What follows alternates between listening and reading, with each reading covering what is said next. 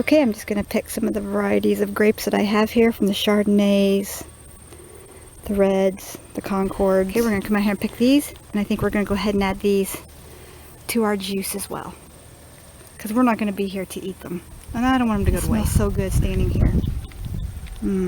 Wish you had smell-o-vision. Aren't those beautiful? And those are my pear trees behind there. Okay, let's head back in the kitchen.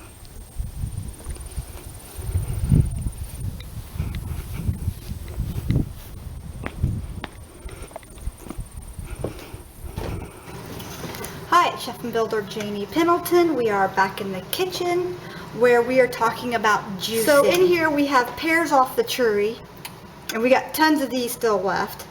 We had strawberries that we were going to use, and don't worry, I can touch any of this because the steam coming through the bottom of this is going to be sterile coming out. I put a little bit of lemon juice on here to keep my pears and apples and things that you put in here from turning brown. And in here I have some leftover peaches and some of these crossbreeds of plum peaches. They're like a crossbreed. See that? Just remember to get rid of any seeds or stems, okay? Any seeds or stems you want to get rid of. You want to put a little lemon juice on here just to toss and coat the apples or pears or anything that may brown. You kind of want to layer your sugar in. You don't have to put sugar in this at all. If you want to flavor this up with a little bit of cinnamon oil or a little bit of cinnamon stick, you can do that. Some cloves, whatever you like in your juice, or just straight up unsweetened natural. That's fine. But I do find about 1/4 cup of sugar does help extract the juice. So that's why I put in about 1/4 cup of sugar here. Kind of breaking down some of this softer, larger fruit here, like these peaches. Kind of breaking them down a little bit. I'm just going to put the lid on here. And we're going to process this through for 90 minutes, between 60 and 90 minutes, and this should be done. Because the pears are in here and some apples, it might take a little bit longer. But as soon as the juice starts coming in, matter of fact, I know it's coming in already. I can bring this up and show that to you. Do you see that down in there? Okay. So we're doing a mixed fruit juice. The last updated video of the season that I will be doing of juicing my stuff, okay? Now I have more grapes on, and we'll be right back, and I'll show you the rest of my grapes that I had left over that didn't come on with my first juicing 12 days ago. I can also still take it, mesh it up, and I can still make some jam out of it. Or I can use the juice to make jelly, okay? This gets very hot, so you'll probably need to wear gloves. Don't forget to put the first about 1/4 or so back through here again, because this is what sterilizes, the steam juice is what sterilizes the spigot. And you won't want to touch the mouth of the spigot, and you might want to put on some not rubber gloves, because rubber gloves can melt to this. You might want to be sure and put on some heat proof of gloves or something along that line, especially if you have that long tube and you're doing the pinch part. We're getting some beautiful, look at this juice. Isn't that just beautiful? First set of juice is getting poured back in, and believe me, this is very hot. There you go. That was just to sterilize the spigot. All right, I've sterilized my juice bottles. Just going to drain out the water here. I put a little bit of vinegar in there, just a little bit, so we want to make sure to get all that water out. We're going to bring it over here directly. Put on your oven gloves.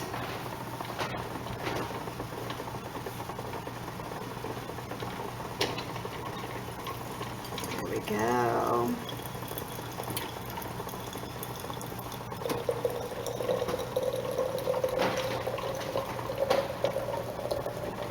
Okay, this is very hot and sterile fluids coming out. The jars are very clean and sterile, and we're going to bring this to about 1/4 inch headspace. A little bit more. Need to burp this. What I do is I just like to tap it just to make sure any liquid, it doesn't matter if a little got on the edge, that's fine. We're going to go ahead and put our pop tops on. Remember, I'm going to do this quickly, but I'm going to show you. These are the pop tops that pop. Hear that? All right, so we're going to pull this back. Just have to go on just right. There we go. And very tight. problems with that one. All right, very tight. Yeah. All right, and then we're gonna put this over here and bring this over, not carrying it by the lip, and we're gonna put this in that beautiful juice. And we want, all right, and we're just going to keep going just like that, keeping the jars in the hot water and draining them well, and filling up each jar, one jar at a time, okay? Keeping them down inside that hot water. Raise this a little bit higher here for me. Trust me, this would make for a very nasty burn.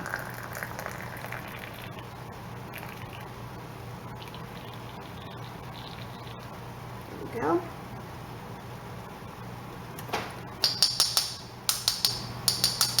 Don't have to clean the rims or anything. Let me make sure I got that on there. No, very tight. I'll go ahead and get my gloves back on. I'm going to work with this quickly. Oh, there it is. There. See, it always goes on a little tighter. When you feel it go on that second time around, you know you got it.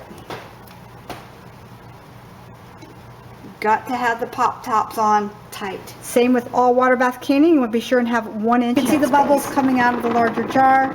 That's perfect. I can see the bubbles coming out of the smaller jars. And I'm also sterilizing 2 jelly jars, because what I'm going to do, I'm going to take this beautiful mixed fruit juice and I ran it through a really fine piece of cotton.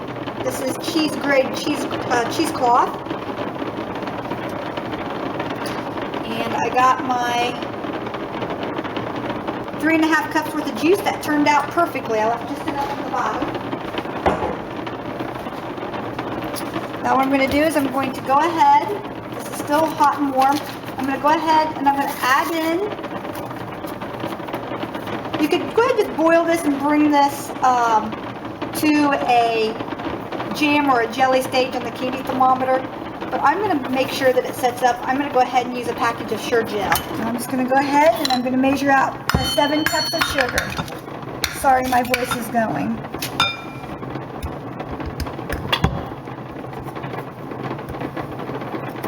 Got my timer on the other here because I'm water bath canning. I'm gonna water bath can my juice for 25 minutes.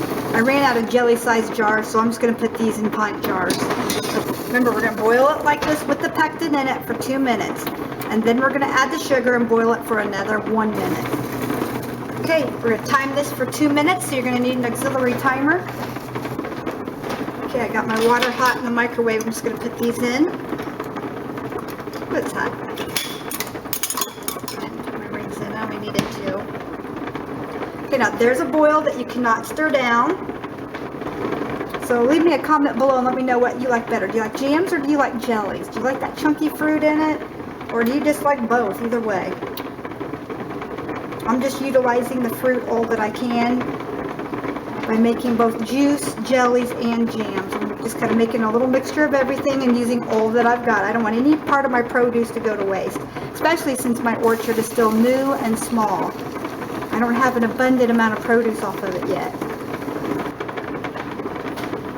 I'm going to go ahead here. 2 minutes are up. Put in all the sugar at once. I know it seems like a lot of sugar. This is how you do it. Put it all in. Don't shortchange yourself. It all goes. Uh-oh. There we go. I'll get that clump out and then that will kind of... I hope these videos are helping you.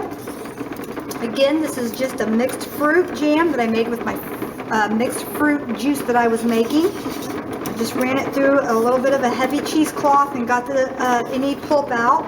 You don't have to do that, but for me, jelly needs to be pretty clear. If you want it chunky, then it's jam, and you want to follow the jam directions on your pectin package on how to make jam. This I'm making jelly, so it takes a few minutes, even on high, to bring this temperature up because there's a lot of sugar in here. on a rolling boil that can't be stirred down for 1 minute. And then we're going to put this into the jars.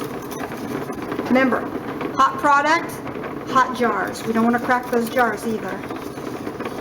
This is going to get water bath can. Okay, our minute's up. I'm going to turn off the heat, and I'm going to skim off any of the, give that a good stir here. And I'm going to cold plate test this. I filled this with ice, stuck it in the ice thing, then I took out all the ice for about 2 minutes. It's really super cold. And I'm just going to put in a drizzle. Dig way down in here. I'll put in just a drizzle of this. And I'm going to flow it across the dish just like this. That's hot, be careful. And we're going to see how it flows. Start to drop in its tracks. And when we draw a line across it, so it's not quite ready yet. And this is what I want you to do.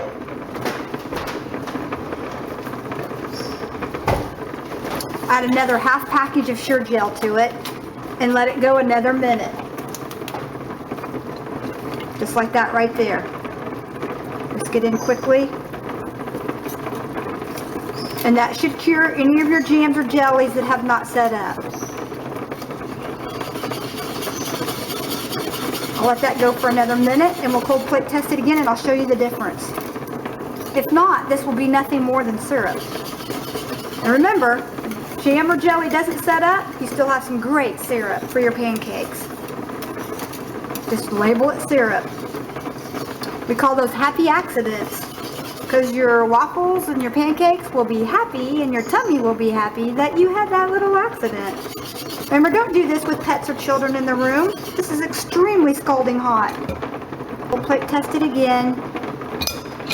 You only need a little. There you go. It's stopping in its trail. See it gelling up? And my plate wasn't even cold anymore, but it's gelling up now. So we know.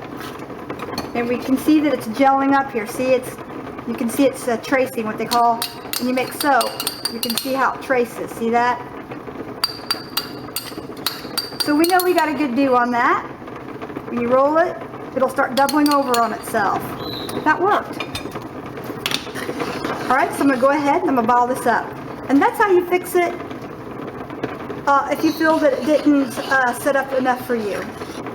All pectin is the rinds of fruit, so you're just adding more fruit to the mix. That's all you're doing. Juice is out of the water bath canner here because they're done. I'm gonna go ahead and turn that off. Turn off my timer because I'm on a glass stove, so that's going to keep boiling for that other minute that I had left. Let's go ahead and get this bottled up, and then these are hot. I've got a pour spout on here, so I can just pour it right in. Makes it so much easier for me. 1/4 inch head allowance.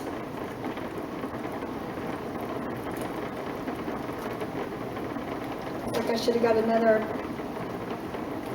jar going there. Oh, and if you get too much,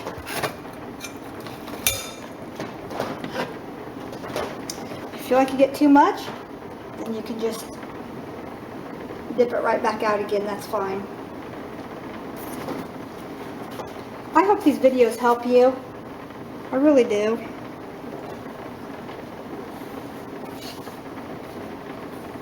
Now this is what the jars look like when you boil a jar without very much vinegar in it. We have a lot of minerals in our water. So now my jars look cloudy. And I don't like to do that, especially if I'm going to enter something in the fair. I like it to be clear. See? That's my water. That's all the minerals in my water. Doesn't hurt the product at all. Just doesn't make it very pretty.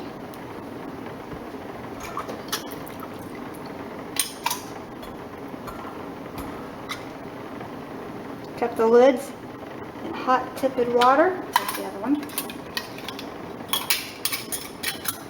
Couldn't find it.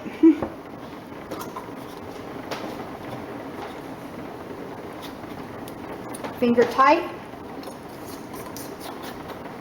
Finger tight. No tipping. It's already setting up.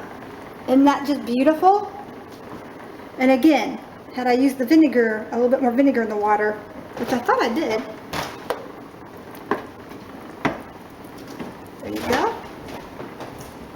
And then I'm just going to water bath can these for about 20 minutes for the pints. Okay. Okay, my jellies are going in. And my fruit juice is coming out. Isn't that gorgeous? There's more vinegar in the water. My water is so hard. No tipping. And hold on to these tight because there's no lip. So squeeze tight. Put them on a towel out of a draft. Here's my big one. This will probably go with this. Add your vinegar. Put on the lid. Oh, and there's all of our zucchini. So now I'm going to clean up my mess. And I'm going to let these cool on the counter for 24 hours. And then I'm going to label everything. And I'm going to label these mixed fruit. I can write the ingredients in if I want. And I'm going to put that I did put about 1/4 to 1/3 of a cup of sugar in this particular fruit with lemon juice. That way, if I give it out as gifts, they'll know what's in it. All right? I'll know what's in it. All right, now this is what it looks like when you don't put the vinegar in your jar. You do get this film, but you can clean it right off with more vinegar. And then you can have some nice clean looking jars. This is what it looks like when you do use the vinegar, okay? All right, we'll be right back. Mixed fruit juice, the last of the orchard fruit. Give it a try. It is absolutely delicious. I promise you, a juicer, you will not regret buying one. All right, blessings. Be sure to leave me your favorite juice flavor in a comment box below, and let others know maybe your favorite juicing recipe. All right, vegetables or fruits, anything goes. This is Chef and Builder Janie Pendleton. We want to thank you for joining us on another episode of Our Little Homestead. Blessings. Be sure and hit that subscribe button. We have a lot more coming up your way. Oh my goodness.